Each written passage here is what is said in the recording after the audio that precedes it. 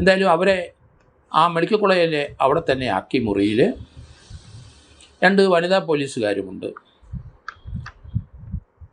ഇപ്പം വരുന്ന വാർത്തകൾ അവർ ബാത്റൂമിൽ കയറി ബാത്റൂമിൽ പോകാനായിട്ടിരുന്നു. ആ ക്ലോസറ്റിൽ ഇരുന്ന സമയത്ത് അവർ ആ മാല പുറത്തേക്ക് വന്നു. ഹോസ്പിറ്റൽ അധികൃതർ ഇവർക്ക് സാനിറ്ററി പാഡ് കെട്ടാൻ കൊടുത്തു. മലം വന്നാൽ അതിൽ ഈ മാല തടഞ്ഞിരിക്കും എന്നാണ് കരുതിയത്.